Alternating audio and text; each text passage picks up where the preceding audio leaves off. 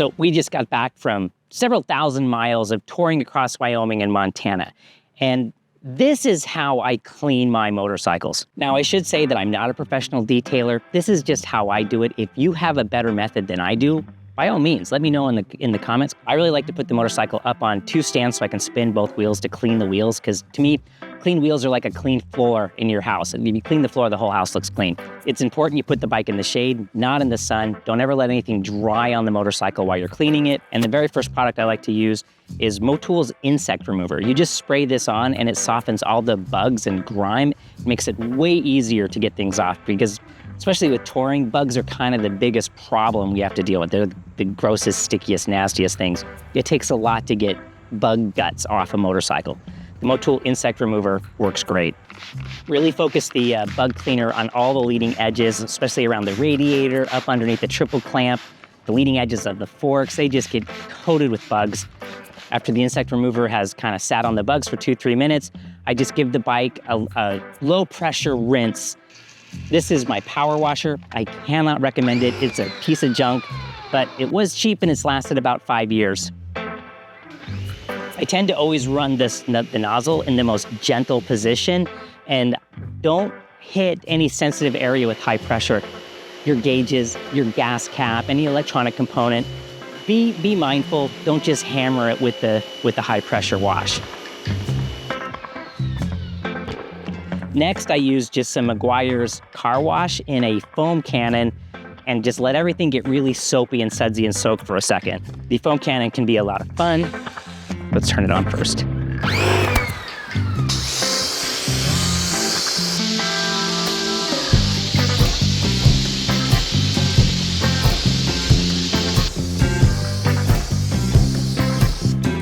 With everything soapy and sudsy, I'll use a clean microfiber. I'll start from the top, the gentle surfaces first, before I go down to any of the grimier surfaces. So usually starting with the painted surfaces, headlights, anything delicate that'll scratch easy is typically where I like to start.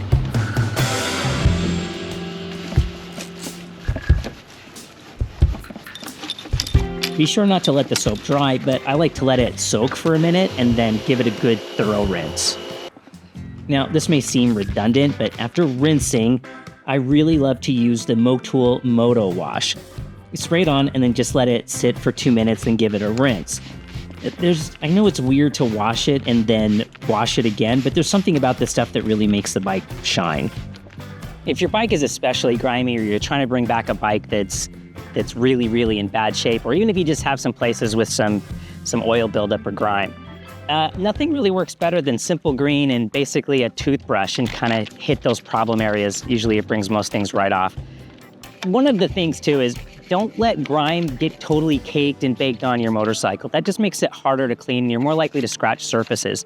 Typically after a road trip, I try to clean the bike within a day before everything congeals and gets hard. Let it soak for a minute and then just rinse off the simple green. Next is drying the bike, another clean microfiber. Get rid of the tag. It's amazing how much extra dirt and grime you'll pull off a bike as you dry it. And again, it totally mitigates spots and all those weird things. Another little trick is don't use circles. Usually paint is laid on in straight lines, so I always rub the bike in straight lines, and I always rub it the same straight line for the entire life of the bike. I don't go up and down and then side to side. That creates all that swirling. But it seems like straight lines, you'll never really notice them. You'll have a nice looking paint job for years and years and years. Don't neglect the wheels, but I try to do these after the paint. I'm always working from top to bottom or from clean to dirty. I don't want to carry missed dirt or grease back up to a more delicate painted surface. At this point, I'll pull the saddlebags. Your bike probably doesn't have saddlebags, so I can get everything that's behind it. In my case, that's like the exhaust pipe. And the underside of the back wheel, that always gets really grimy. Spend time there making sure everything is clean. All right, now we're into the polish phase. Honda Pro Honda polish. This stuff works great, but I think the Griot's Ceramic 3-in-1, this stuff just works, I think, worlds better. Most motorcycles are paint on plastic, and this just seems to really really make the thing shine. Just follow the instructions on the back. To avoid overspray, I spray directly onto the rag, shake the bottle, spray directly onto the rag, and then wipe onto the painted surface. Again, no circles. Try to use the same straight strokes everywhere. And always these stupid tags. I get my microfibers from Costco. They're really cheap for a big giant pack, but you can also get them on Amazon. I'll link.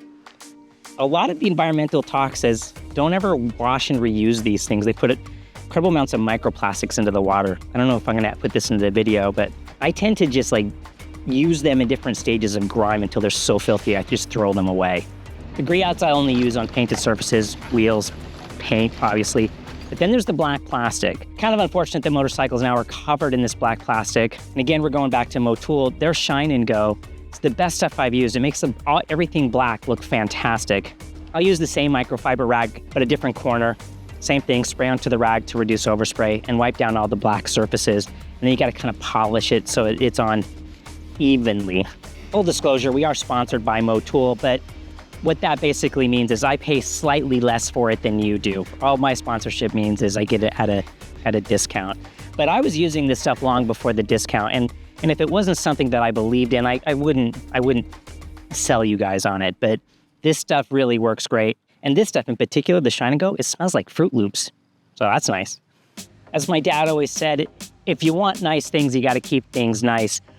This is a much easier process if you never let your bike get super grimy and filthy. And even though people tease me because I'll stop mid-trip sometimes and hit a car wash and rinse it off, letting dirt build up, even just dust, are just opportunities for scratches. And once things kind of start to lose their luster, it's really a lot of work to get it back. This bike is pretty old. It's 11 years old now, a lot of miles. It's starting to show her age, but when most people come look at it, especially compared to other motorcycles of the same age, this thing looks almost showroom fresh. If you have a better technique than me, which I'm sure a lot of you probably do, please share them. I'm always looking to get better at everything in motorcycling, from cleaning and detailing to how I ride. So share your comments. There's also all the links to all the things that I used are down there. So thanks so much for watching. Ride on and ride well.